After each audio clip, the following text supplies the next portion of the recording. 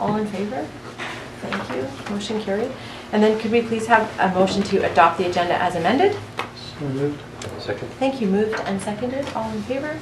Thank you. None opposed? Motion carried. And we have some minutes from the meeting that was held on February 11th for adoption. Move adoption. Thank you. Moved and seconded. Any errors or omissions? All right. All in favor? Thank you. Motion carried. We have one public comment on agenda item 8.2, and that is Eileen Floody. So come on up to the podium. Thank you. And you have up to 2 minutes. Thanks All right, for being here. All right, I'm going to be really quick. Okay, it's about the Woodsmere development. I urge the council to make significant changes to the proposed development at 825 Campbell Street, owned by Woodsmere Holdings, or reject it altogether. Letting it go forward means great stress on our water supply and other services, more traffic, more greenhouse gases, maybe more roads removing forest land, maybe more trails leading to even more loss of forest. This property was sold to the Dresco company for about $1,258,000 from my records. If all the lots are sold at an average lowball price of $200,000, the return will be over $25 million.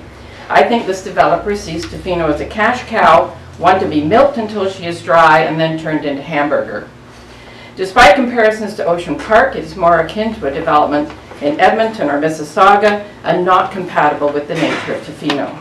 There are too many lots, too close together. There's no consideration of the terrain or any attempt to include planting of trees or landscaping. The patches of green space look like they are placed where it is difficult to build. There are no significant amenities offered to the community. There are no offers of affordability, even for the apartments. Other Woodsmere rental properties are mainly in Alberta, and all of them, even the new one in Victoria, are generic ticky-tacky buildings surrounded by lakes of asphalt. About a third of affordable places in our town at Ocean Park, Sea Otter Place, and the Arnott and Gibson townhouses are non-resident owned and therefore empty a good part of the time, or are temporary worker residences owned by local resorts. There's a good chance this will happen with this development, not to mention that many might be turned into vacation rentals unless prevented by zoning. None of this helps local Tofino residents get housed. Finally, let us not do business as usual, but we can be the change that we should be in this community founded on the environment. Thank you. Thank you. Okay, we're going to move into the delegation section of our report, or of our agenda, and our first is going to be then from Dan Lewis. Thank you, Dan. So Dan, you know this, but you have up to 10 minutes, and we have the timer there to help you. And when you are done, we have time for questions from council if there are any. So thanks for coming today. Great, thank you very much. So thank you for the opportunity to address this really important issue for our local communities. So basically, we just issued a report called Going Viral. I've given you all a print copy, which you can look over at your leisure later. It goes into quite a bit of detail, more than I will be able to do today. So Going Viral is a project of our Clayoquot Salmon Investigation Program, CSI. And the CSI program is, the purpose is to document the harm being caused by fish farms in the Mountsville Reserve on a daily basis. And so Going Viral was a project of our Clayoquot Salmon investigation. And I have a short movie, it's about 1.5 minutes, just to give you an overview, and then we can circle back to some of those points.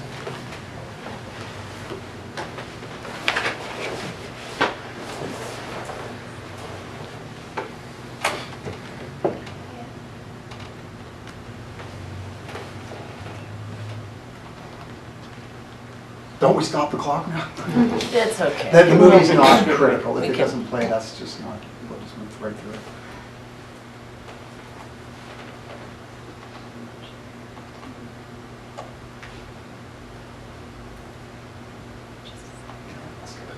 You sure? Yeah. Okay. Yeah. Okay, I'll just move on. Not a problem. Great movie. Yeah, short, right? So, nice slide. Yeah, okay. So in terms of methodology, we went out, we chartered local operators, so Lenny John from Ahouset, and gathered crews of volunteers and staff to get out in the Sound. Sometimes it was sunny. The methodology was developed by a biologist by the name of Alexander Morton, and so she came to the Sound to train our our staff and volunteers. And basically we would get in close to the fish farms. This is quite legal. And we'd use an aquarium net on a long pole and start scooping. Because these are open net pen farms, quite a bit of stuff comes out of the farms. You just have to go downstream and wait, and you'll see quite a bit of stuff coming out. So that's an example of one of the samples. That is fish poop. It's colored bright orange because of the dye in the pellets. And so the samples were put into a fluid called RNA ladder, kept on ice, and shipped off to Prince Edward Island. The lab that did the testing for us is at the University of Prince Edward Island. It's Dr. Kibenge, who is one of the world's leading salmon virologists. And here's in a nutshell the results that we found. So we tested all of the active farms. And so with CERMAC, 10 of the 11 farms that we tested, we found samples that had PRV1A, which is the Norwegian version of the virus. Creative salmon, we tested 4 of their sites, and 100% of those sites were found to have samples containing PRV1A. So this is just a map displaying the same information. You can see the red dots are where we did find PRV. The one yellow dot is the one farm that tested negative. Doesn't mean it didn't have it, it means we didn't find it when we were there. We were doing very small samples. So in Norway, universities would just have access to the fish, and they would be doing the testing of the fish themselves. Here in Canada, we don't have that luxury, even though it's a Norwegian company, so we had to do it this way. The gray dots are the farms that we did not test because they were not active during the study period. So this is a fish that's displaying symptoms of what's called HSMI, heart skeletal muscle inflammation. This is a disease that's caused by PRV, by the virus that we found. In a fish farm, these fish will probably survive because they don't have to feed themselves, and they're protected from predators. So they are able to survive and just spew the virus out into the environment, whereas in the wild, a wild fish would probably not be able to feed itself, would probably be picked off by a predator, and certainly isn't going to make it back up through Hell's Gate to go spawn in the upper Fraser. There was a study that was done in 2018 by the Department of Fisheries out of Nanaimo, and they found that the same strain of PRV affects Pacific salmon very differently. And what it does with, it's strongly related to the rupture of red blood cells in Chinook salmon, which overwhelms the liver and internal organs, causing jaundice and leading to organ failure and death. So this is just one little quote from the report, but of particular concern to us is that PRV1A is replicating in creative salmon's operations near Tofino, adapting to a Pacific species, because it is a virus from the Atlantic, and spreading through the waters of the Bosphor Reserve, where wild Chinook are on the brink of extinction. This is the bloodwater pipe at the creative salmon plant. This photo was taken in 2017. We took samples from this bloodwater, and we found that it contained PRV, that the tissues coming out of the blood pipe tested positive for PRV. We did the dive again in 2018, and again the samples tested positive for PRV. The BC government also tested in 2017 and confirmed that they were also finding PRV in the bloodwater in 2017. We did the dive again, so I guess about a year ago, Creative Salmon installed a processing, some way of treating this effluent. And what they did was they removed the red color. That was one of the requirements of the BC government. Back in 2017, they looked at all blood water in the province, and they said, you better put a finer mesh on it, and you better get rid of that red color. So now this is what the pipe looked like in 2019. We tested the tissues coming out of the pipe, and again, they tested positive for PRV. So, wild salmon affects everybody that lives in Clayoquot Sound. And when we think about wild salmon, we need to be thinking about the economy and thinking about jobs. So the wild salmon economy is much larger than the farm salmon economy in British Columbia. And particularly locally, when you think about people, neighbors like the bears, who really do need salmon to thrive. And as you know, bear watching is more popular now than whale watching in Tofino. So the impact of losing the wild salmon in Clayoquot Sound on our economy here in Tofino would be unthinkable. This is an article from the Westerly on New Year's Eve. Dismal returns, sound alarm over salmon crisis in Tofino and Tla-o-qui-aht. It's not time to do something, it's time to start panicking. I don't agree with that, but somebody said that in the article. But we are having record low returns of salmon. In particular, our Chinook are doing much worse than other areas of the coast. So I'm here today to request a couple of actions from council. One is a letter to the Federal Fisheries Minister, Bernadette Jordan, asking for an immediate halt of PRV-infected fish into salmon farms in Clayoquot Sound. This would largely deal with the problem in terms of the PRV. If you stop putting fish in the water with PRV, you won't be introducing it to the environment. So in Washington State, they committed to getting fish farms out of their waters by 2025. One of the first things they did was they banned putting PRV-infected fish into the open net pens in Washington State. They have killed I think it's 1.2 or 1.8, I'm sorry, but there's more than 1 million fish have been destroyed in Washington State because they don't want to be introducing PRV into the environment.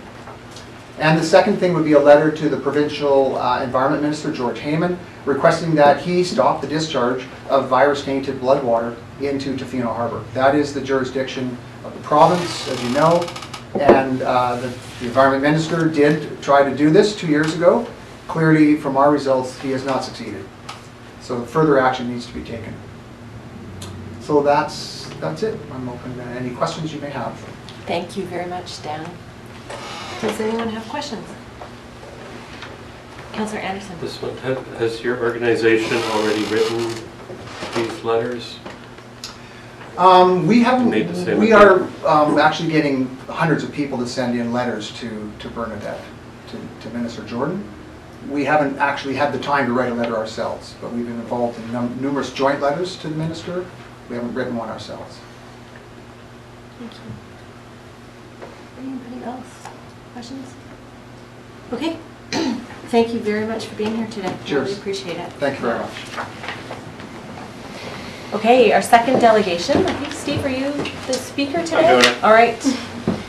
Welcome. Thank you. So same as before, you have up to 10 minutes to address council, and then we have some time for a few questions afterwards. We are dealing with the permission to proceed for your proposal today anyways, and so we'll have our ability to talk to staff then, but any questions we might have for you at this point, we can ask them. So thank you. Okay, great. Well, thank you, Your Worship and Council, for allowing me to speak to you. Again, my name is Stephen Hurst. I'm with Woodsmere Holdings. With me is Danny Jadresko, President of Woodsmere, and Cody Jadresko, Project Coordinator for Woodsmere. I won't take too much time because I know staff has summarized much of the proposal in the staff report, and I think you're all familiar with the site. But I did want to provide some background to the thinking of the current design and suggest a process of phased subdivision approvals to control the timing of the build-out if the rezoning is ultimately successful. The plan, it's a simple plan, but a lot of thought has gone into it. We're proposing 126 single-family lots and 100 apartment units in 2 multi-family buildings. The 126 family lots, mostly, more than 80 of those lots have frontages of about 40 feet, with the rest ranging from about 50-foot frontages up to 62 feet. The proposed 100 apartment units would be in 2 50-unit multifamily buildings, each on its own lot. Woodsmere typically builds a full suite mix of studio 1, 2, and 3-bedroom unit types and would review market needs closer to the time of application for those individual buildings for a final suite mix. The plan currently only shows general area of road connections to the north and south. We're continuing to work with district staff and neighboring landowners to finalize exactly how those will look, but those are the approximate locations right now. So the thinking behind the proposal was to provide a variety of housing forms and tenures in order to satisfy as many housing needs as possible, with a couple of ideas specifically to help with affordability, one usual and one maybe somewhat unusual. The 126 single-family homes will each be designed with an accessory suite, adding flexibility and affordability for the homeowner. The suite provides the ability to house extended family members like aging parents, or grown children who might otherwise have trouble finding accommodation in the area when their needs, our housing needs change, or can be rented to help with mortgage payments and provide needed rental supply for the community. The two 50-unit multifamily buildings will be rental buildings owned and operated by Woodsmere Holdings. That's what we do. Market rental buildings are the most affordable market housing we can deliver without any kind of government subsidy, tax break, or grant.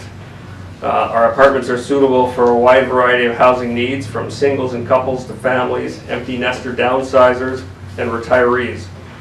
Rental accommodation creates choices for many people in the community. And we are currently trying to make life more affordable for our tenants in our rental communities. We're starting an electric car sharing program exclusively for tenants, and the first two communities will be two of our projects in Langford. We've purchased 10 electric vehicles. We have EV charging stations at all of our projects. And the idea is for those tenants that don't need a car for frequent daily use, they can rent an electric car by the hour for special trips that require a vehicle. We think this will allow some tenants to go car-free, or at least car-light, some families. Not needing a vehicle can save a person or family more than about $8,000 a year on average. This program, that if it's well received in our Langford communities, could find its way into more of our projects, including this one, but we're just starting, so we'll see how it goes. So we think we've got a wide variety of potential housing needs covered with this plan, with ways to add flexibility and affordability to the residents. We're aware that a 26-acre site is a very large project and that it will be completed over many years and many phases. But the entire 26 acres needs to be planned and zoned up front. Road connections to the north and south need to be provided. We're currently working with the neighbor to the north to coordinate the connection of the north end of Road A. And we have preliminary understanding for the alignment for the extension of Ehlers Road along our mutual property line. Servicing designed for sanitary sewer, water distribution, and drainage must be designed for the entire site. Grading for the roads and lots need to be designed for the entire site in concert with that servicing design and the road connections in order to minimize rock movement, but ensure material will not have to leave or bring on more material onto the site to make all the grading for the roads and the services work. And the early home buyers in a phase one will certainly want to know what land uses would be down the street from them. That's why we'd like to look at the entire site at once. On that phasing, we see probably about 8 phases. 6 phases of single family lots ranging from about 17 to 25 lots per phase, and 2 phases of multifamily, each with the 50 apartment units in one building each. We're also aware there's concern about sufficient servicing capacity for the entire plan. If the rezoning is successful, we will need subdivision approval to create the individual lots and road pattern. We think a phased subdivision approval process would control that timing, as the approval of any plan of subdivision would require sufficient servicing capacity. Each subdivision application, therefore, we would do by phase, submitting one subdivision application at a time, as servicing capacity becomes available and market conditions warrant. For instance, each subdivision application would then be processed as usual. This could be an example of a phase 1 subdivision application, where we have the 24 lots, and then the remainder of the site would be a block of future development, which would then be subdivided phase by phase, all the way through, say, 8 phases, if that's what we end up with. So that's all I wanted to get across. We see an opportunity to create a community which can satisfy a wide variety of housing needs for members of the community. And we see a way to progress in an orderly fashion as servicing capacity and market conditions dictate. Thanks. If you have any questions, happy to answer anything now or through staff at a later date. Great, thank you very much. Thanks for coming to present that. Thanks for keeping it really high level. I recognize that's exactly where we are right now, a really high level discussion around your intentions, and but I'll open it up for council if you have any kind of big picture questions that you wanted to ask. At this point? No? All right, well that's good. Great. Okay, thanks very much, thank you. Okay, so we're gonna switch topics here just a little bit and deal with two pieces of correspondence that we have. And the first is a letter from the City of Port Moody regarding requests for support for National Pharmacare program, and a copy of their letter that they've sent in. If any action that council wishes to take? No? Okay, thank you very much. And then the second is just a reminder that we have the ABICC convention coming up, and I think our staff are looking to see if we are all intending to go or if just some of us are intending to go. So is anybody not planning on going to ABICC in Nanaimo? No, it looks like we're all going. Okay, so I guess Jamie will be in touch with us then around the arrangements that we need to make. Good, okay, thank you. Okay, so now we'll move into the reports section of our agenda, and our first is around the Tofino Brewing Company. Hello, Peter.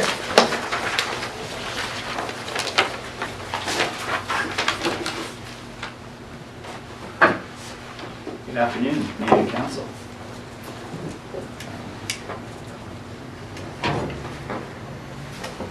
So the first report that I have for you this afternoon is regarding, thank you, a zoning amendment for the Tofino Brewing Company at 691 Industrial Way. This is a consideration of second reading of a bylaw that was introduced on December 10th. So a quick bit of background on the application. It was received February 6th of last year. Permission to proceed was granted on September 10th of last year. First reading was granted on December 10th.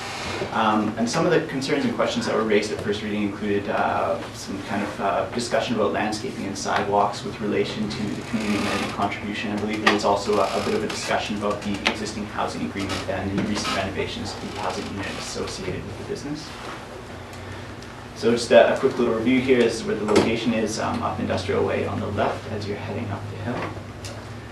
The proposal is basically a zoning amendment to expand the existing accessory lounge use. Currently it's at 68 square meters and 35 seats. We're proposing to expand it to 111 square meters and 70 seats.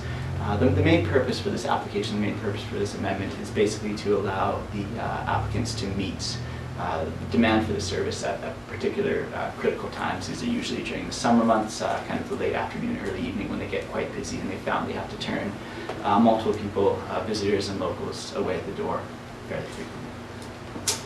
So this is the plan. This is the existing lounge endorsement. You can see there in the shaded area. So as you enter into the building, it's the area that's currently being used. The addition would be the mezzanine, which has already been constructed. It is not used for service at this point, but they'd like to add that to their service area. It's to the right as you enter the building. There's a staircase around the back.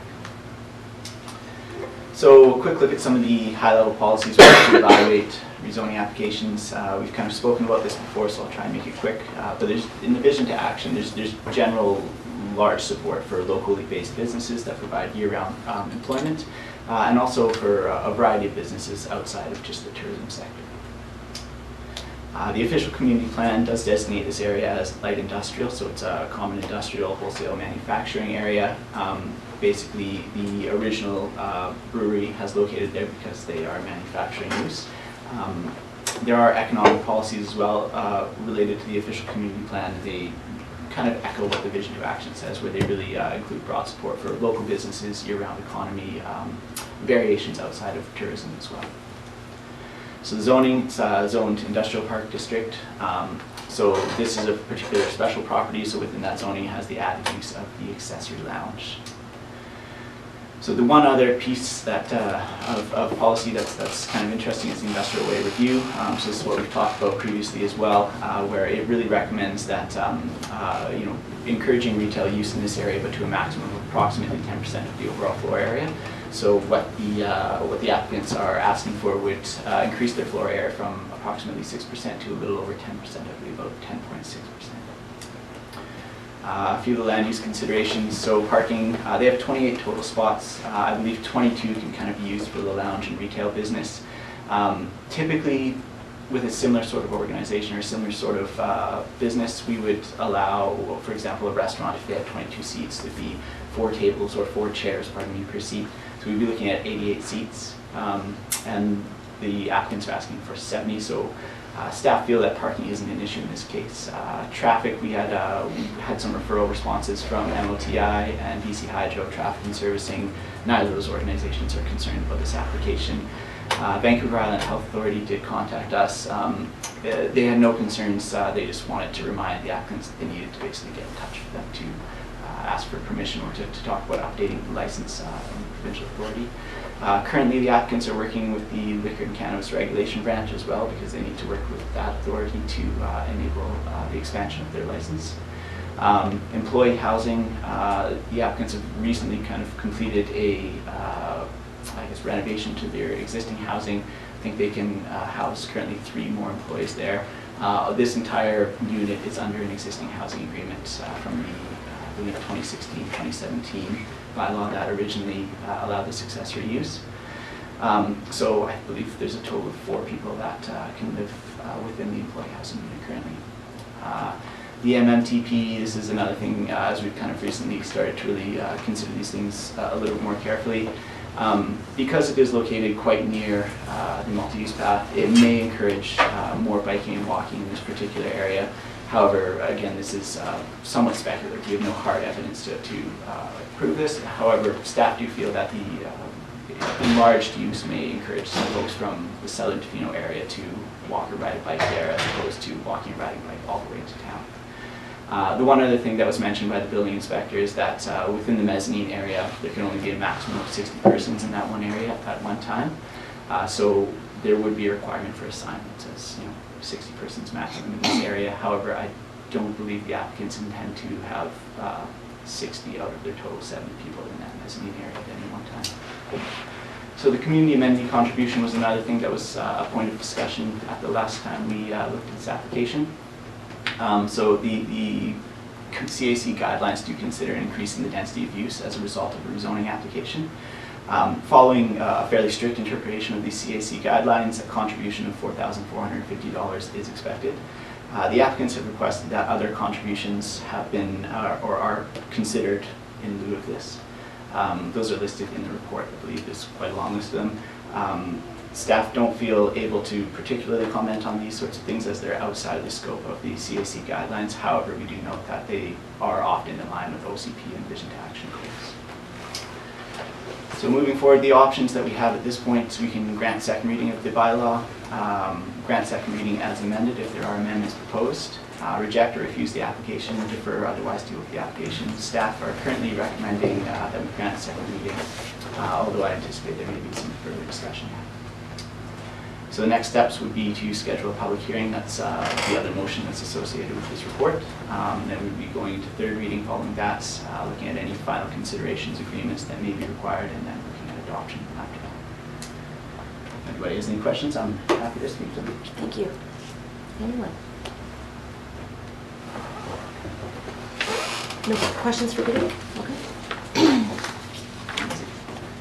I'll move the recommendation that the District of Tofino zoning amendment bylaw number 1274/2019 be read a second time, and that the manager of community sustainability be authorised to schedule a public hearing for District of Tofino zoning amendment bylaw number 1274/2019. Thank you. I'll second that. All right, moved and seconded. Any comments or thoughts? All right. I'll say that Please. as much as I am putting this forward, I will be looking for an amenity contribution. Okay, thank you. Anybody else want to offer thoughts right now? I was going to ask after we voted, but we can ask now about amenities. Much as I appreciate what the brewery has done in this town. Yeah, I understand. Thanks for that. I don't see any strong disagreement, or yes, Councillor Anderson? Well, I'd have to agree with Councillor McMaster, and just on the principle that we should be applying the amenity contribution equally. Okay, I'll call the question then. All in favor? Thank you. None opposed? Motion carried. Thank you. Thanks, Peter. Thanks, gentlemen. Good. Then next we're going to move into the Woodsmere Holdings Corp permission to proceed, and Aaron is taking this one. Thank you, Aaron.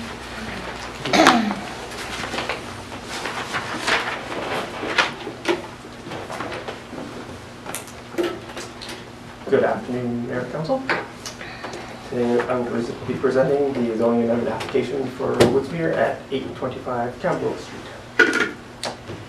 I think we're all familiar with the proposal, but it is a zoning amendment. It would propose to rezone the property from A2 to a comprehensive zone that would permit 126 single-family lot suites and 100 apartment units.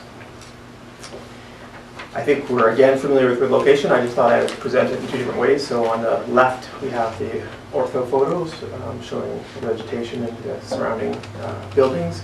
And on the right, we have a topography that uses sort of hillshade to sort of demonstrate the topography of the project. This is important for us as we move forward, not necessarily today at permission to proceed, but in first reading when we talk about things like drainage and where parkland may want to be and housing and how the accesses are going to approach it. So I think it's always good in Tofino to consider proposals considering our topography. It is a challenge. We received the application late last year, November 7th, and this, again, this property has been subject to previous applications in 2016 for an OCP amendment and associated zoning amendment that did not move forward. Yeah, I should also say at this time that development application was quite different than what we have today. It included mostly multifamily apartments and a hotel. This is significantly different, and I think the applicant is responding to what he heard from council at that time. Again, we've seen a site plan today earlier from Stephen. This is a site plan that we've received that shows sort of a, I will call it an initial layout in consideration of, we're going to be looking for access to the north and south of this. The green is areas set aside for drainage, and the small shaded area, sort of top middle, is the proposed park. Again, this is just the way that we consider this at this point is just a very initial proposal, similar to what Stephen has indicated. We did quite a high-level policy review of the proposal using the BQA and the multimodal transportation plan. We've identified that this project aligns with many of the goals. What we'll want to do at first reading is to make sure that we're taking actions to meet those goals. The project meets the OCP policies. We think it's aligned for use and density. The housing needs and assessment speaks a lot about affordability. That is a conversation we've yet to have with the applicant. We've reached out to let them know that's something we will be talking about. We haven't had any chance to have some significant discussion on affordability. The zoning bylaw, again, will be a comprehensive development zone. And just sort of to conceptualize this project, it's basically 2 ocean parks and 2 Tonkin apartments is an easy way to do that. So Ocean Park is 6 to 8 units. This will be 126. Tonkin apartments is in the 30s, and we'll be looking at about 100 apartments here. So it will, for Tofino, be a large development. So sort of drilling down a little bit, and again, we don't want to get into too much detail today, but just on a site review level, the zoning and density look good so far. We have a lot of conversations yet to be had in terms of servicing, the drainage, roads, and water. We're going to want to talk about transportation, the impacts of 226 units and potentially another 126 suites on Gibson Street and the internal transportation. We're going to want to talk about emergency preparedness and possible evacuation routes and areas to evacuate to. We're going to talk about character. What does the development look like? Its form, its scale. We're going to want to talk about amenities, probably specifically affordable housing and how that relates to this application. And potentially we want to talk about energy efficiency. It was really great to hear today that the applicant is considering the use of electric vehicles and rental programs. I think that's really forward-looking, and looking forward to having those discussions with relation to this application. So there's sort of the early conversations we've been having, and I think Council's aware of it, and Stephen addressed it today, is phasing. So what does this look like for Tofino? This is a really big, I keep saying it's for Tofino, but 226 units in any municipality is a very large application. This represents about 25% of our current stock. It represents anywhere between 5 to 10 years of growth for Tofino at our current rates of growth. And so I just wanted to be upfront about that. That's a big bite or a big pill for Tofino to swallow all at once.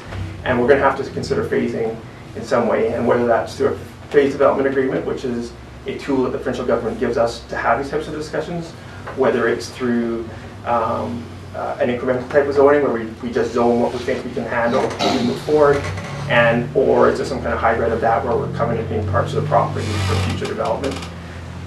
As a planner, I get a little bit nervous about rezoning wholesale properties without very, very strict rules about how that future develops, because it would seem quite foolish to the 10 years from now, Aaron, to have permitted or helped to move forward an application that allows 226 units and we can only service 50 of those, or that we allow that to happen and we can't service something else that comes down the road. So I want to make sure as we move forward that we really carefully consider the phasing of this.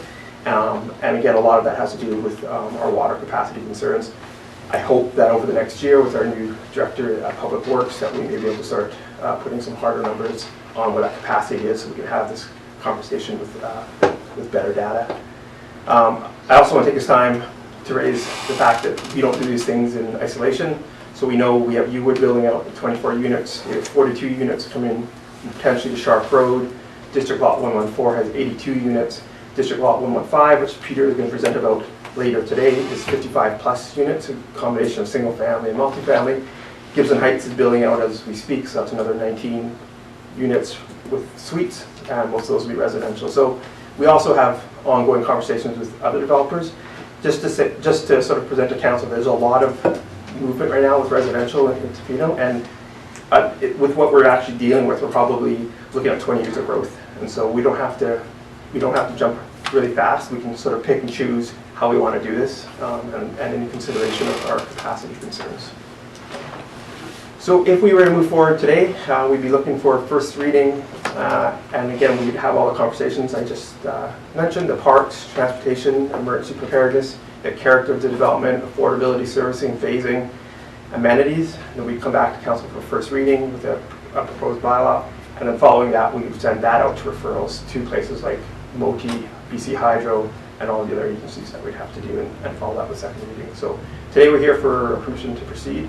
Again, we've taken a look at this at a very high level and not expecting to get into too much detail today, just mostly to have it out and present it to council. So if you have any questions or comments, I'd be happy to try to answer these. Thanks very much, Aaron. So yeah, just to reiterate what you said, keeping it quite high level, and we're really looking at use and density here, and this is that kind of just that gate check of, do we want our staff to enter into this process and begin all the investigations and negotiations and discussions with the applicants. So anybody questions?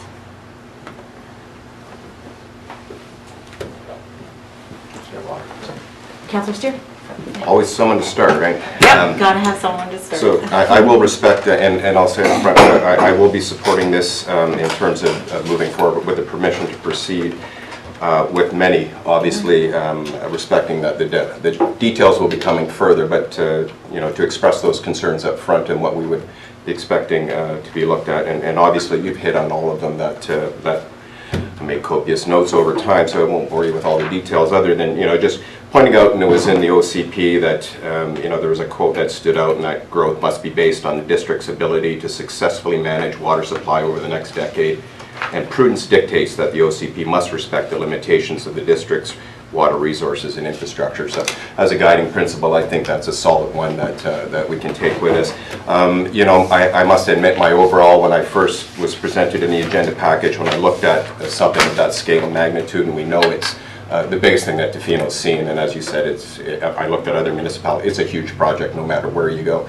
And my first concerns, of course, it didn't feel right because of the scale and size of it, and right away you've addressed that later on in the conclusion of your report with the phasing approach, and I'm very interested in the details of, you know, because the limited research I did in the phase development agreements and what may be available to us for that long-term approach on how this will proceed forward. I look very much forward to having those details and more information so that I can make more informed decisions on what I think might be appropriate for something of this scale. The other notes that you've touched on, some of the big things, you know, for me there's smaller things, I guess. The neighborhood green space, very, you know, this is high level at this point. It was obviously, you know, when I think of a community or a neighborhood, it certainly didn't feel like one that had those amenities in there that I thought, green space obviously, something very important. I was encouraged by hearing that there was some small discussion around electric vehicle and that, because we know parking will always be, will come up. So those were some of the big ones that came in. There was a recognition that we don't want to limit future options. When I looked at what the future build-out, what the existing zoning regulations allow for Tofino is 709 residential units, 542 accommodation units, and almost 700,000 square meters of commercial industrial institution. I mean, there's still a lot of potential out there that's there that, you know, like you said, 25% in one. So that phased approach obviously is going to be critical in moving forward. So that's about all for now, just to know some of those concerns that I'll be looking for in the past. Thank you. Thank you very much. Councillor Chalmers? I'm also comfortable, happy to proceed for the permission to proceed. A few things high level that I really noted again also was the green space, and I really thought a lot about Ocean Park, living there and anecdotally comparing it and knowing how much the Ocean Park residents use the beach and even Crystal Cove as an additional. So trying to compare whether, you know, so having not just more green space, but green space that is, you know, not just there because it wasn't a good place to build on, because how useful is that? So that's something that really triggered for me, really understanding the amenities and affordable houses. And I did appreciate what the delegation understanding, being able to zone it so that the people that buy there or build there know what's coming, but really protecting that phasing and so I kind of think about that. And one thing, not letting it be vacation rentable. I didn't really see that in the report. I thought I did, but the second look, I didn't see it, so. Yeah, that would definitely not be. Yeah. So those are my key sort of high-level points. Thank you. Councillor McMaster? Yeah, I'm happy to see it proceed. Like everybody else, I'm a little scared at the size of the project. Previous applications, I was adamant I didn't want to see a hotel, and so I'm happy to see that go. I am concerned about water, as before, and I think this adds more fuel to the fire that we need to update our water report sometime in the near future. But yeah, happy to see it proceed at the moment. Thanks. Councillor Wall? Can you just talk about the difference between the phased development or incremental zoning? I'm leaning to incremental zoning. I understand the developer, of course, wants the assurance of future growth, but you know, I'd like to hear what you have to say. So a phased development agreement is a tool that Local Government Act gives us to allow us to have conversations about development that's going to take place over time, and it allows us to have a conversation around zoning and subdivision and amenities through agreement that's vetted by the provincial government. So we go through this process of saying this is how we do it, of these steps, and this is going to happen after this happens, and it's all encapsulated into an agreement, but also a bylaw. And so they can be quite complicated, and they're usually 10 years, but it can be extended to 20 years, I think, for approval by the ministry.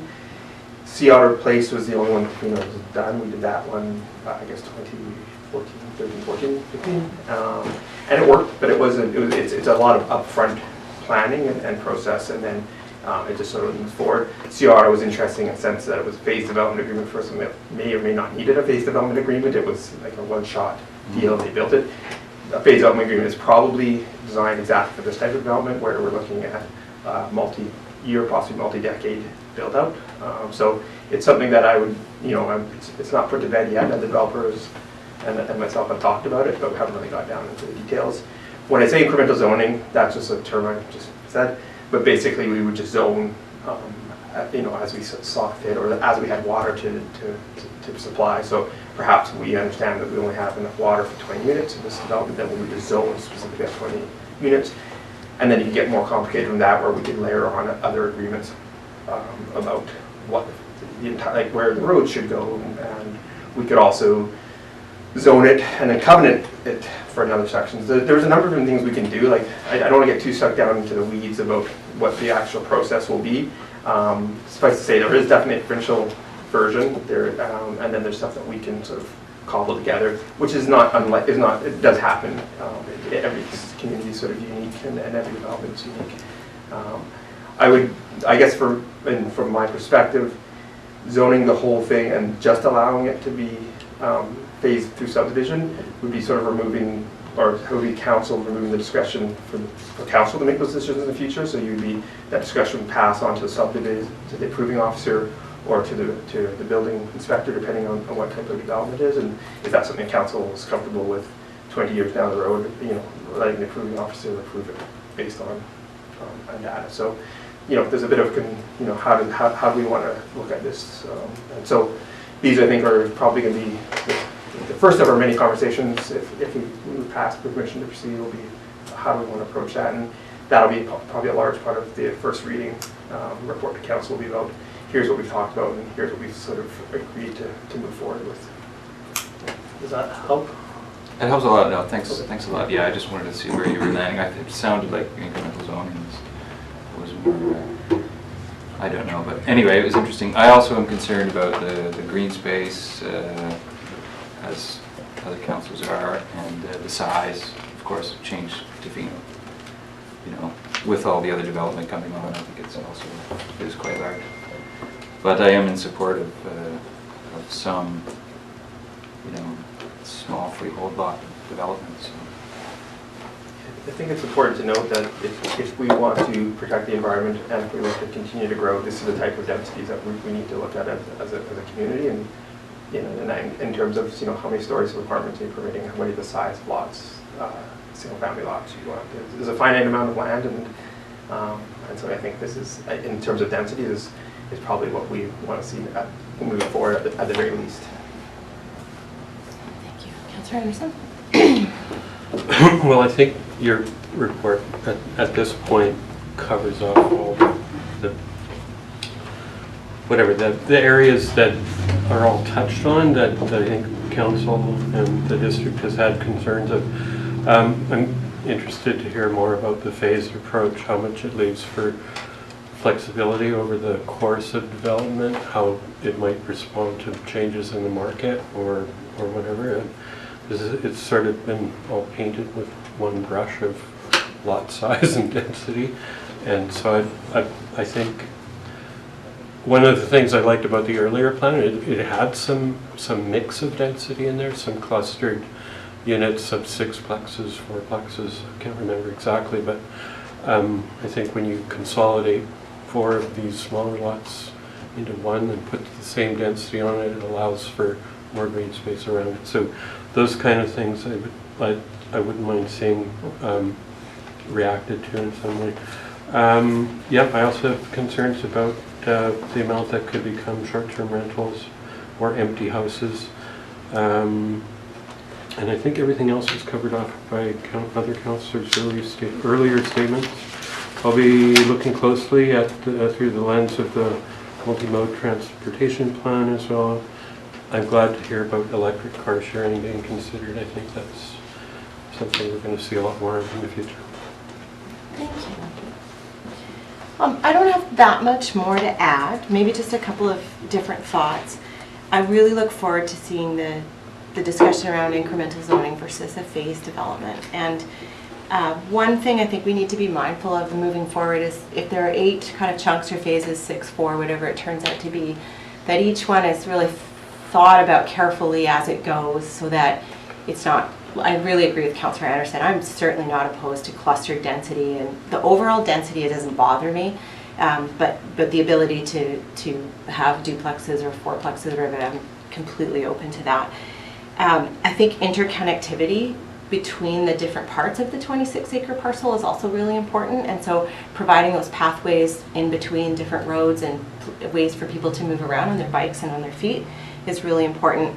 And to that point, personally, I'm really interested in that more kind of pocket neighborhood style of thing too, and so being open, I don't know if the applicants will be open to that kind of thought, but of not necessarily being all garage facing into the street kind of neighborhoods, but actually creating community by the very intentional design of the way small lots are put forward. I'm also not opposed to the idea of being a little more open-minded if we can, if there's a way to work with the building code and everything that would permit people to be a bit more creative with small dwellings on small lots. I like the feel of Ocean Park, but I think we all know it's a little tight, and perhaps we were not as realistic as we should have been around parking and cars back in the day. So as much as we want to see people out of their cars, I think planning for the fact that there are cars is important, but car share is a great idea. And then the last thing I would say is something that concerns me. I've seen this in other towns that have pre-approved large lots before, or large areas that can be subdivided, is that, you know, all the roads and services and everything go in, and then the phases go ahead, and people buy the lots and then they sit on them. And so the next phase has to be opened up before all the lots are built on. And I'd like to see a kind of pros and cons of kind of seeing each phase built out quite fully, so it feels like a real neighborhood, before moving into the next phase to open it up. And I think this is where the clustered densities might be an important part. So a first phase of 24 small 330 square meter lots, I think it's a fantastic way to start, but then moving back into the back area there to see a little more variety might be something we want to make sure is there, so that we're seeing the provision of different forms and types of housing as we move forward. Also going to be really interested to see the kind of question around character and form and look and feel of the neighborhood. So people who build in Tofino are very creative, and I really appreciate that. I'm sure it'll be interesting. So yeah, but obviously I'm supportive of moving forward into the process. So that's great. Anyone have any other final thoughts? Okay. I just have one thing. Just to want to reiterate, I just spoke about this a couple weeks ago, but you know, the idea that high density is good for the environment. It's only good for the environment if we have green spaces actually set aside. Do you know what I mean? Otherwise, it's just more dense. You know, keeps going. So I just want to say that. Thank you. Okay. I'll move that staff proceed with further review of the zoning amendment for 825 Campbell Street. Thank you. Moved and seconded. Any final thought? All right, all in favor? Thank you. None opposed? Motion carried. Thank you. Thanks for being here. Okay, the next one is the Beckingham application up at the end of Lone Cone. And Peter's taking this one. Thank you, Peter.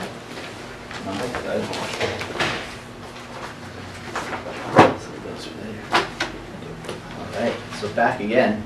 The second report I have is fairly similar to the one that we just talked about, but certainly an independent report. Again, it's a zoning amendment for a fairly large residential neighborhood proposal.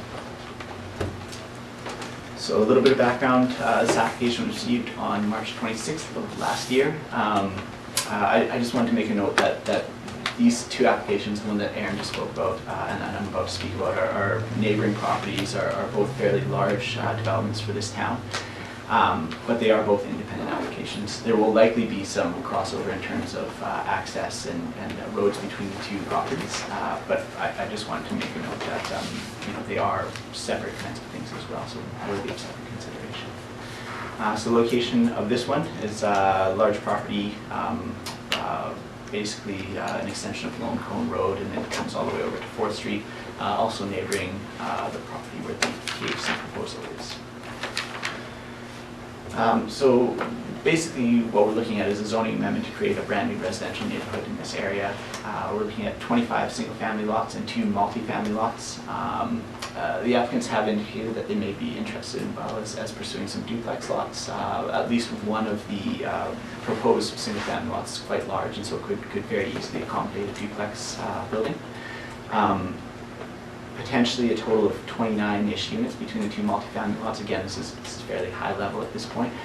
So if we also permit suites in these units, we could be looking at 70 to 80 total units in this area, even though we have 25 single-family lots with suites, and then considering the possibilities on the multifamily lots, it does that. So this is kind of the initial plan, again, high-level plan showing some roads and kind of some conceptual lines. It's worth noting, I'm not sure if this is working, the pointer. I can't make the pointer work right now, but kind of towards the bottom of that picture there, you can see a little area coming up. That's actually the riparian development permit area. I have another map that I'll show that indicates that, but that's mostly just to show that the proposed subdivision is actually staying out of the riparian area in this particular proposal.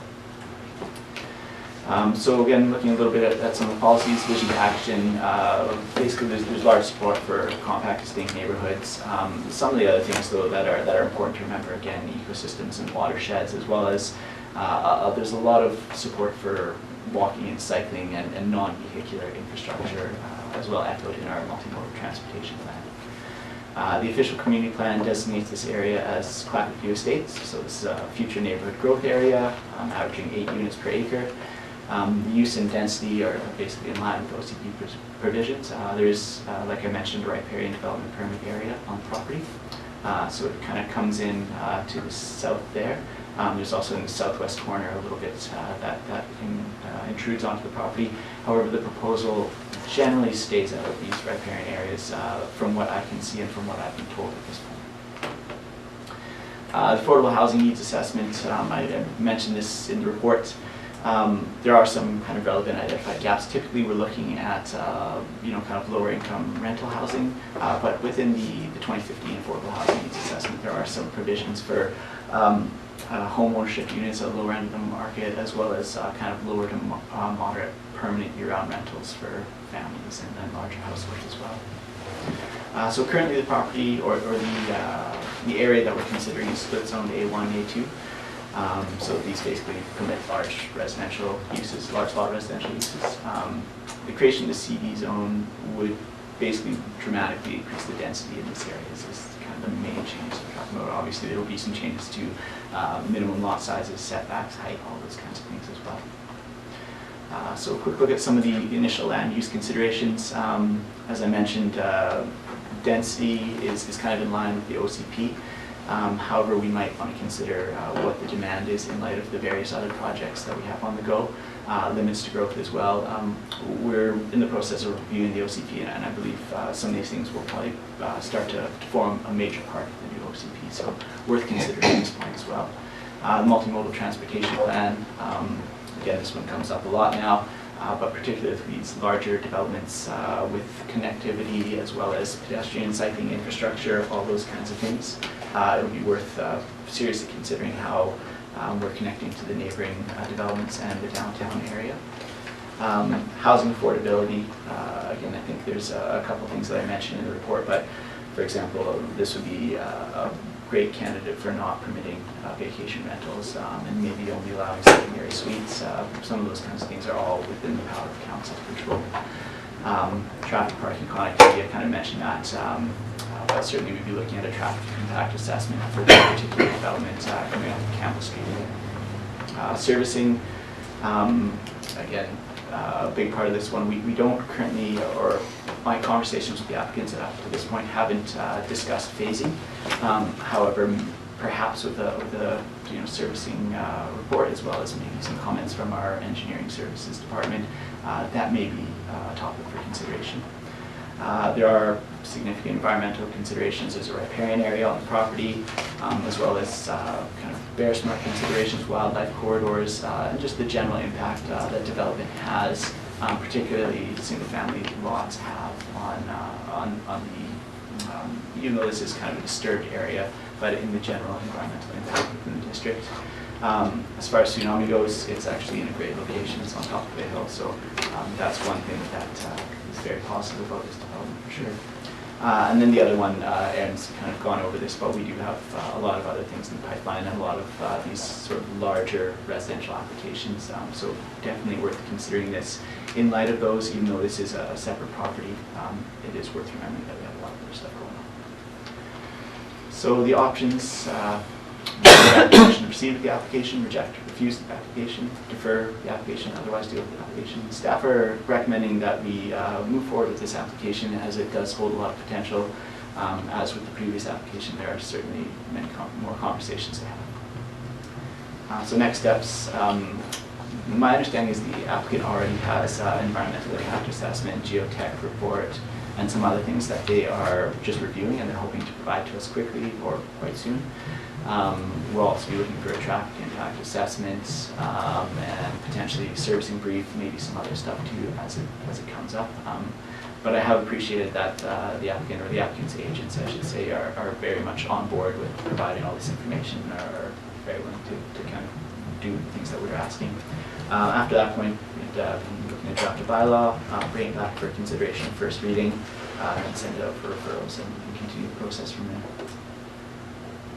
And my design was a little bit different on this one, but if anybody has any questions or comments, I'd be happy to try and answer them. Thank you. I have the same concerns as the previous application, but I still think we should proceed. I do like the idea of being able to restrict vacation rentals if possible. Anyone else? Councillor Stere? Once again, I will support for the permission to proceed. Once again, the affordability issue in terms of our housing needs assessment, we identify many areas where those needs are, and we're creating more kind of the same in terms of those lot sizes. And I'm concerned just about, in general, the affordability of those for what I would call the average wage earner in Tofino to be able to purchase a property of such size and then build a house on it, knowing what that costs in Tofino. So that is definitely a concern. The vacation rental, as Councillor has pointed out. And I just had a quick question about, there was in the CAO comments about the around internal connectivity. If maybe you could elaborate. I think I understand where you're going with that, but maybe just for my clarification. Yes, certainly, Your Worship. Happy to elaborate on that for Council. I think it has been mentioned a couple of times here, but the idea that we have two pieces of land side by side that, when considered together, we might be able to provide alternative access in case there's an accident on the highway, or the other important part of that is for emergencies and firefighting, being able to not have to back the fire truck up 400 meters downhill. So I think there's a bit of an opportunity with both of these to provide alternate access into town and provide some internal connection for vehicles and for pedestrians, of course. Thank you. All right. Councillor Anderson? Yeah, I was wanted to echo the first thing I thought of was the connectivity.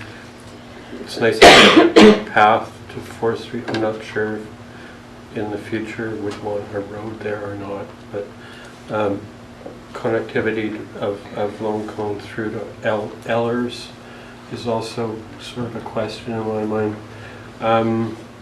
Again, I'll bring up the mixed density and the, I don't see any parkland provided for at this go. I'm not sure if that would come at the subdivision level or not. There might be an opportunity to expand the Demarier Park off of Alberta Drive a little bit. Might be one way to go. And my last concern was around short-term rentals and how much this might add to the proliferation of those. Will we add if we let it add? Okay. Yes, Councillor Law. Just want to reiterate some things about the wildlife corridors, important to me. And I actually am a little questioning the nature of development. I know in Clayoquot, a lot of the developments, recent developments, they've kept a lot of the natural landscape, natural, you know. I'm not sure these ones, this one here, is it just like, are they proposing to just take everything down? Is that coming after that sort of nature of the development? Like the. So you mean like terraforming and grading kind of thing? Yeah, I'm just wondering, do you have any idea of what the developers are proposing for that? Or? No. To speak candidly, I don't really know. Like, my understanding would be they've kind of worked out this initial lot arrangement based on some general topographic studies. I don't anticipate that they would be looking to do significant grading or changing of the topography of the land. But each one of those, prior to subdivision, each one of them would have to be essentially a viable lot, so that would have some sort of a viable building area on it. And usually that's taken into consideration more at the subdivision stage, but at this stage it's quite important, obviously, with the rezoning, and so that'd be something that we look at quite closely and working with the applicant's engineers as well to ensure that each one of those lots does have a viable building site on it without having to do significant blasting or other work to enable that to happen. Yeah, but I don't have much more information on that at this point. Yeah, thanks.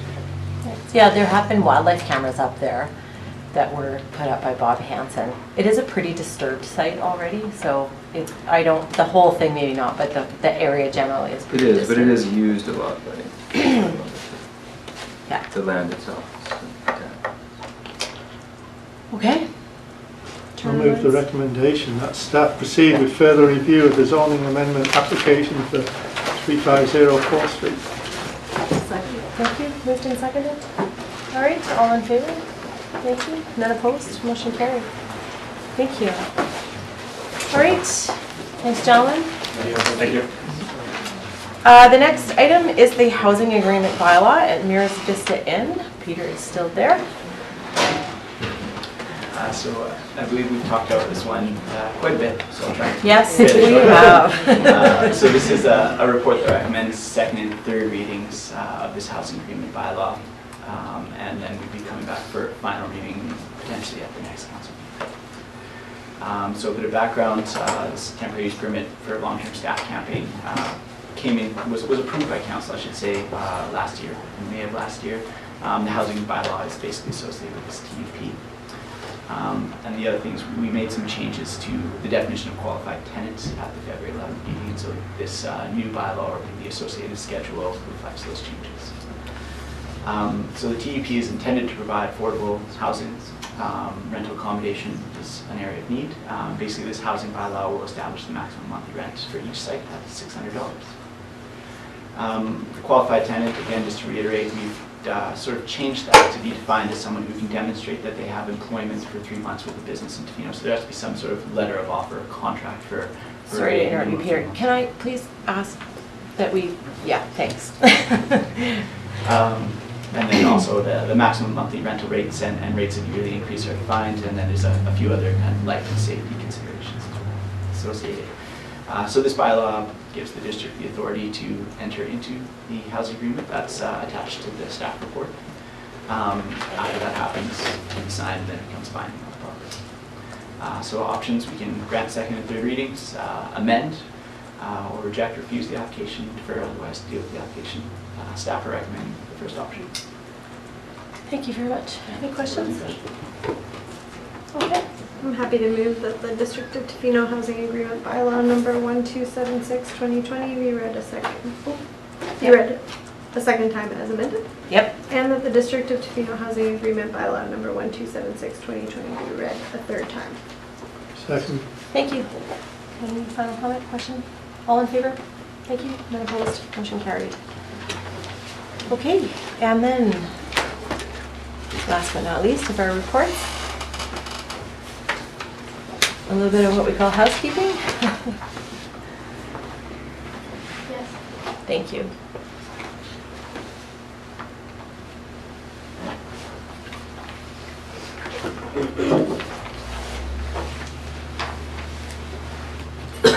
Delegation on the delegation. The delegation on the delegation. At least it's the delegation on the delegation.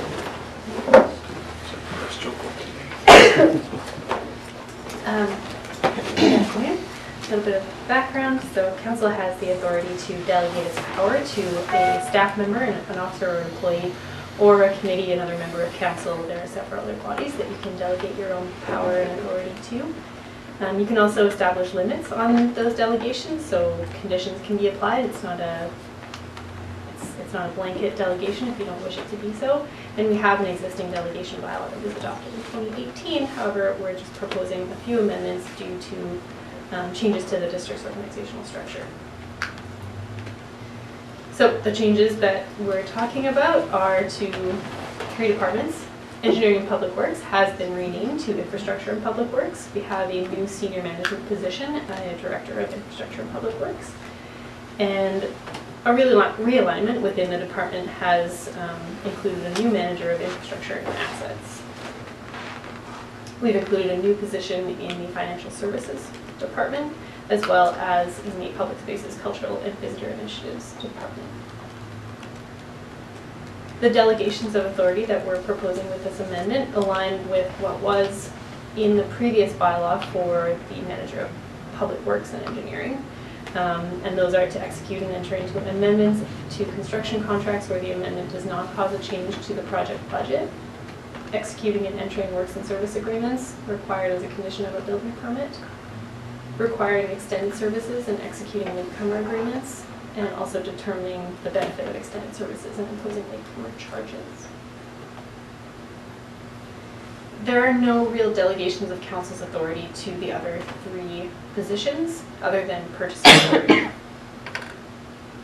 And this table sets out the changes to purchasing authorities, and this will come back to you when the bylaw is adopted, as well as the manager of financial services will amend the purchasing policy to reflect these changes. So Director of Public Works, or Director of Infrastructure and Public Works, and managers all have a consistent procurement limit of $75,000.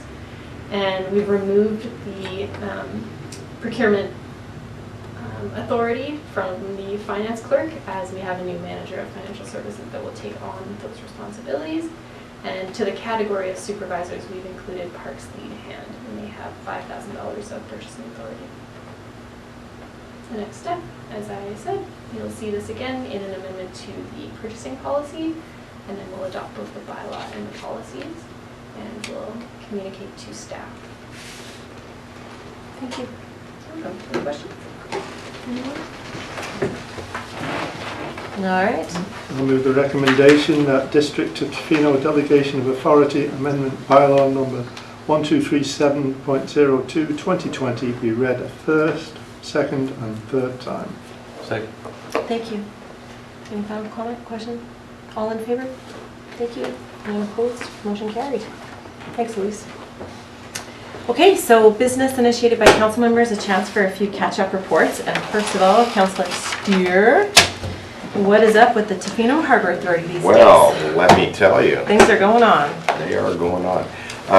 So just to catch up, we just had a board meeting and we had submitted our long-term harbour plan to Small Craft Harbours, which basically was laying out the sort of long-term vision of mostly capital projects. We in Small Craft Harbour was very happy because this allows them to start doing their math on projects that they're going to be moving forward with, and we think there will be some significant changes to 4th Street specifically in terms of there is a substantial growth that we've seen in our commercial fisheries in Clayoquot Sound and related to shellfish, oysters, the Tla-o-qui-aht fishery as well, which has a significant growth and it opened up the parameters of what they can sell. So we will be seeing, I think, some significant changes down there in the next 5 years.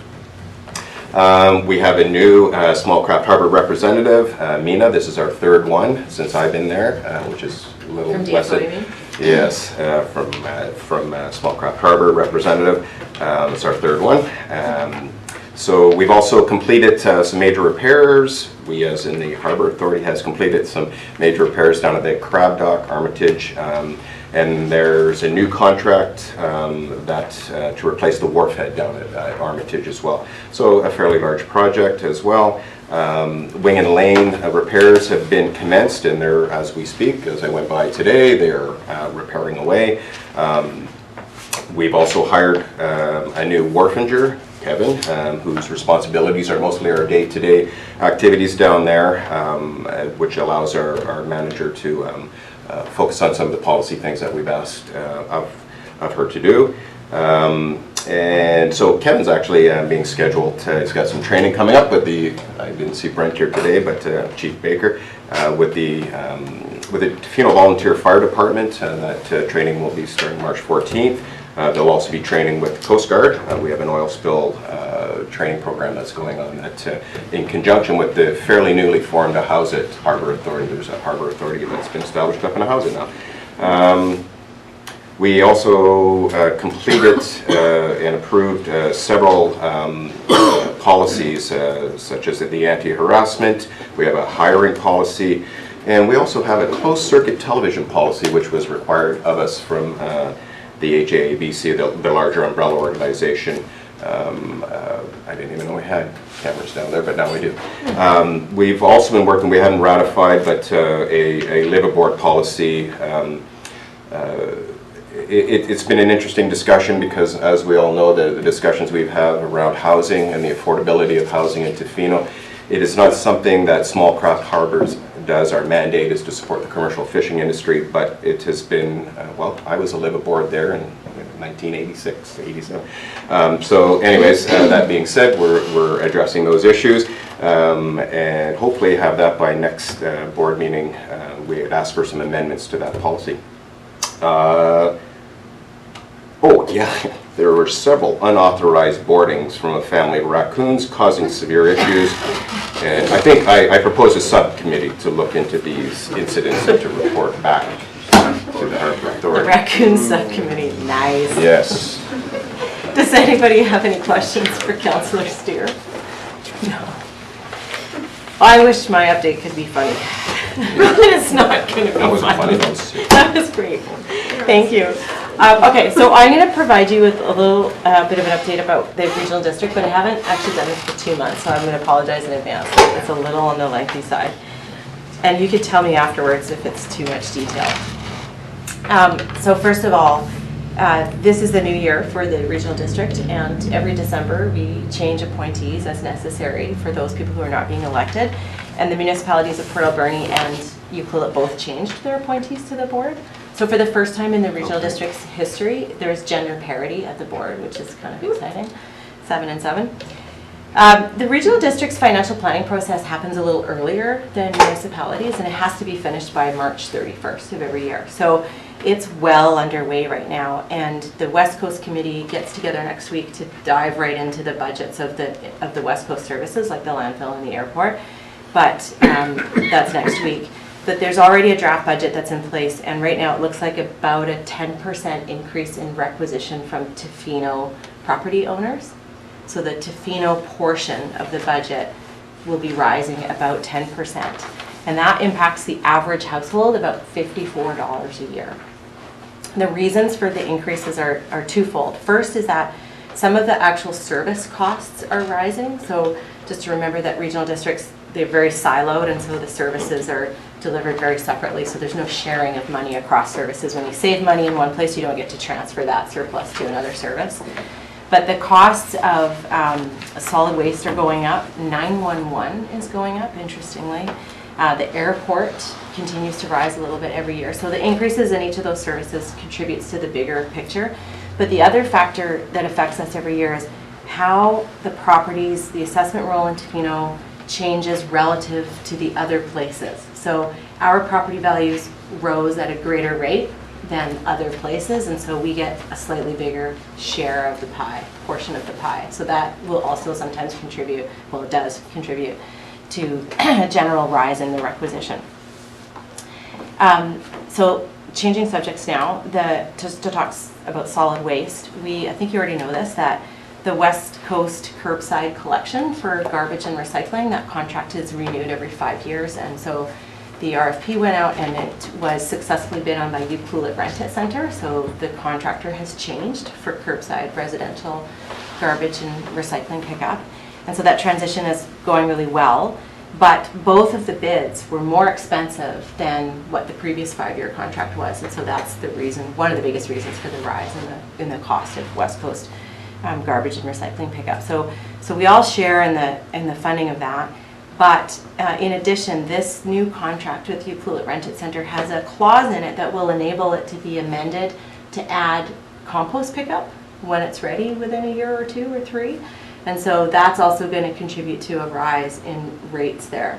So when you increase a service like this, like when you add composting to recycling and garbage pickup, it's all within the service. So the regional district doesn't have to go back to the electors to get a cent like it did for transit or multiplex. It's still within that service, and it's allowed to grow up to the maximum amount that the service was established for. So that's kind of more the regional district acting like a municipality in this case. It's changing the way it's delivering services, and it might cost more, and we all get to contribute to that, but the electors don't get a say in it directly in the way that they do for a new service bylaw. So on the subject of waste management, just to keep going, the West Coast landfill has issues, and some of its biggest issues are around leachate, and so it rains a lot here, and the rain is now happening in more intensely short periods. There's a leachate treatment pond that overflows from time because it simply can't deal with the volume of water before the next rainstorm comes. So this is a big concern for the regional district, and it puts the regional district at some risk with respect to its environmental certifications with the Ministry of Environment, obviously, but also because the landfill literally borders the park, and so the national park is quite concerned about this as well.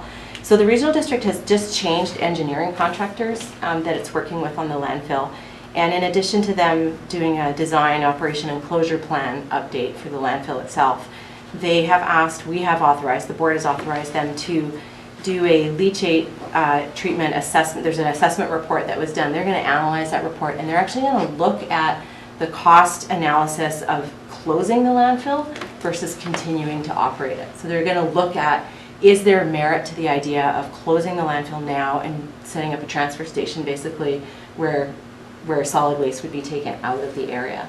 And so obviously lots of unknowns there. That work is underway, and there's issues on the Port Alberni end with the landfill there in terms of its tenure, because it's never had an okay from the First Nation in whose territory it is, and so there's some work to be done there.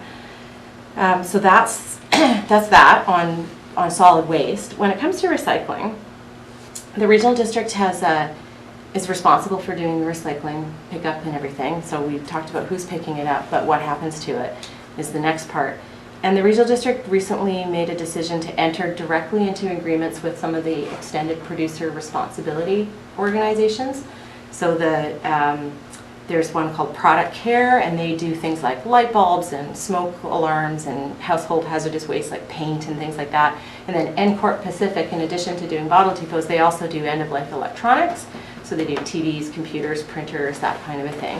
And the regional district is going into a direct relationship with those two bodies instead of using a contractor. And this is only for the Alberni Valley though. And the reason why I'm telling you this is because it's over the years become increasingly aware to me that the way Alberni Valley's recycling is set up is different than the West Coast. And in the Alberni Valley, the regional district owns its own recycling depot, now has direct relationships with the extended producer responsibility organization, so has more control over how it's doing. And then they just lease out the operation of those recycling centers to a third party. But here, we rely on a private person or a private company to do all of that.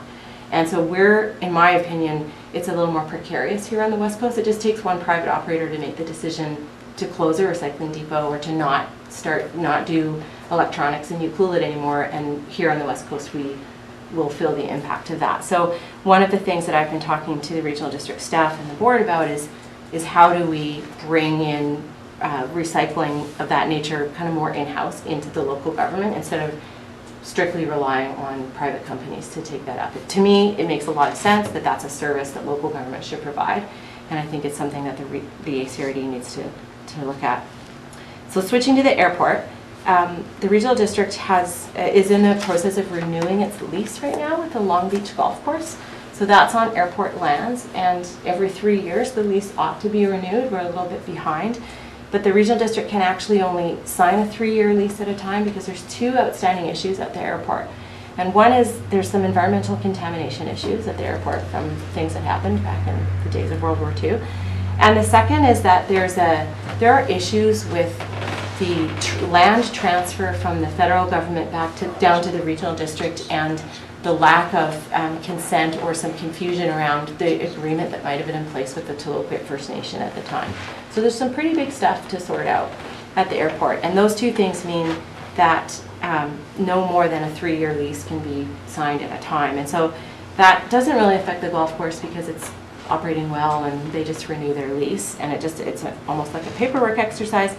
But it does impact things like the CARE network recently came to the regional district to ask for a long-term lease for their shelter facility, and the regional district just can't do anything more than 3 years.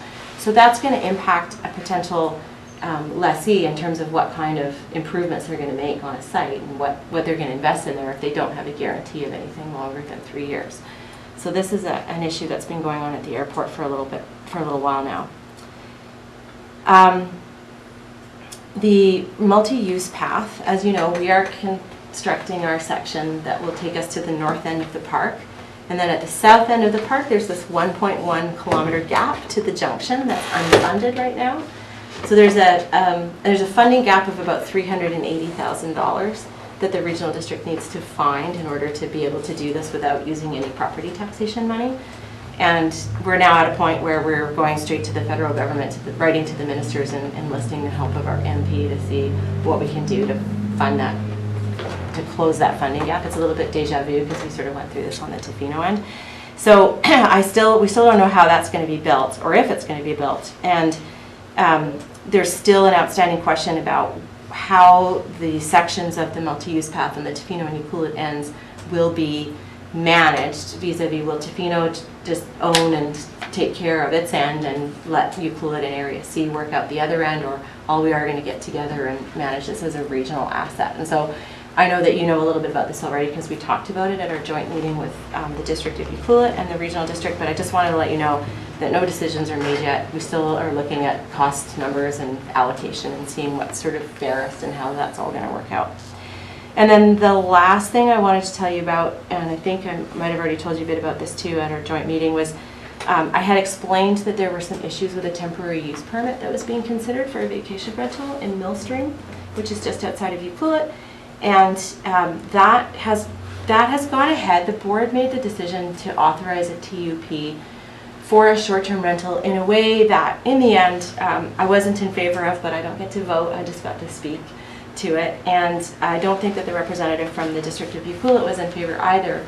And what it really kind of brought home for me is that there's a need for Ucluelet, Area C, and Tofino to be maybe in a little bit more communication and a little bit more aligned with our approach to short-term rentals. I think Tofino and Ucluelet philosophically are very aligned in the way we're approaching short-term rental management and issues there, but perhaps it's not quite the same in Millstream. And so that's a concern just because it's confusing to people who are purchasing property or living there. And the other thing that was of concern to me there was the way it's gone about. It really eliminates two dwellings from either being available for long-term rental housing, and I think that's just something that both Tofino and Ucluelet have a lot of concerns about. So from time to time these things happen, and the regional district is like a federation, not quite the same as a council in this way, but that's the way the numbers worked out on that one.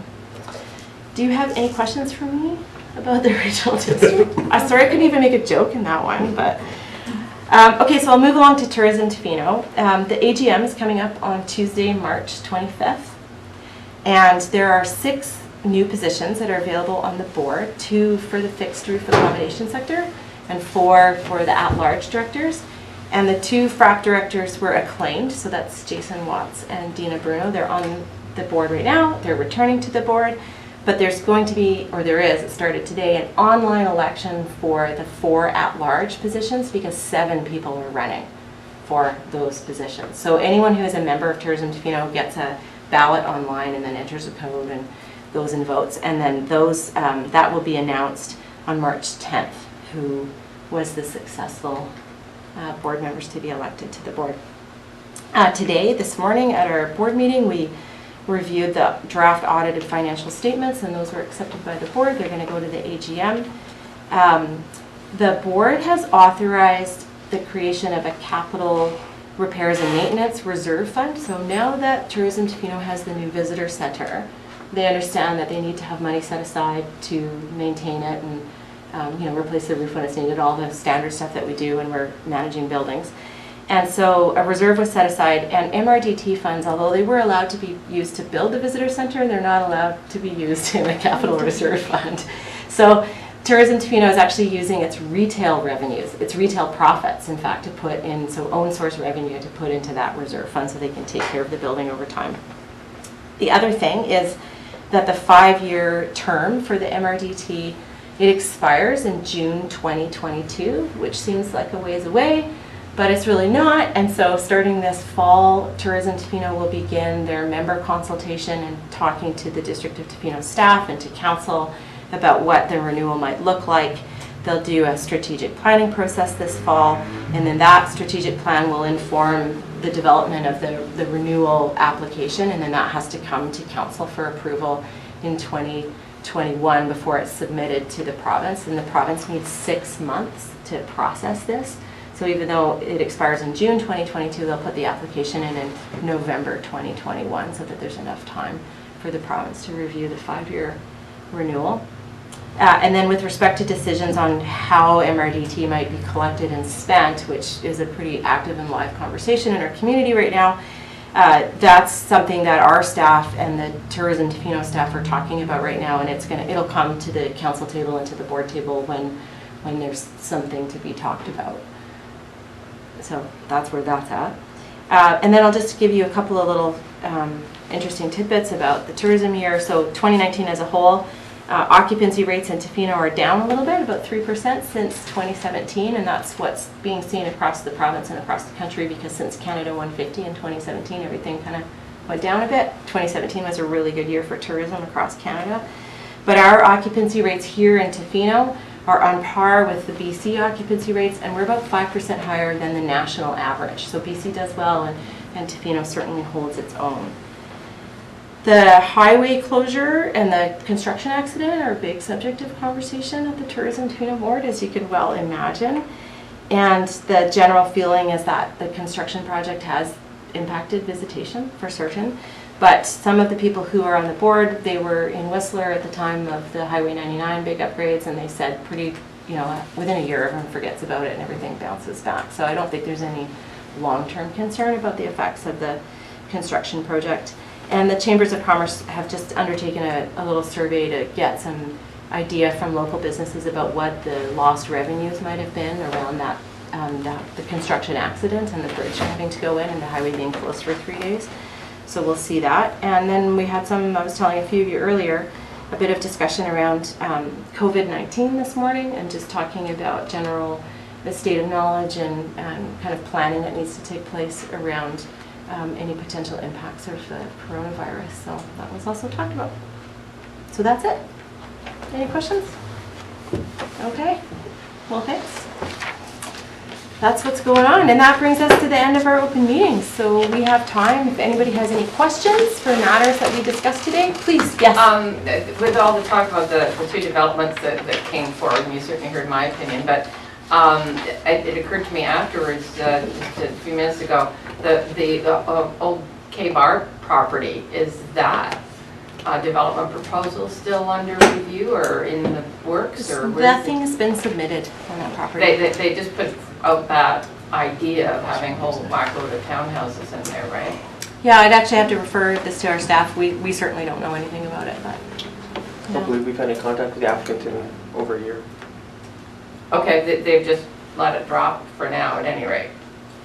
I don't know. As far as we know, Yeah. since they haven't come back with anything. Okay. Yeah. Okay. Thank you. Anyone else? Questions about what we talked about today? Got a larger question, but I don't know. It's too big. It's almost a philosophical question. Why don't you ask it anyways? Do any of you ever assume, or when do we stop assuming that growth is always desirable? Is something Aaron said about we're assuming that growth is always desirable, as long as we want to keep growing. And I thought, okay, do we always want to keep growing? How does that? So it's kind of philosophical. It is, but it's a good question, and I invite you to participate in the early March OCP meetings that are happening, the engagement that will happen with the public, because that's a really good place to discuss that. Yeah, thanks. Yeah, that's, I guess my comment on that too is that as long as the community input is coming that agrees with growth, and that's what we write in our OCP, that's kind of where staff and council is guided by to some extent. It doesn't mean you can't elect another council, it just says no regardless. Okay, so thank you everybody for being here today.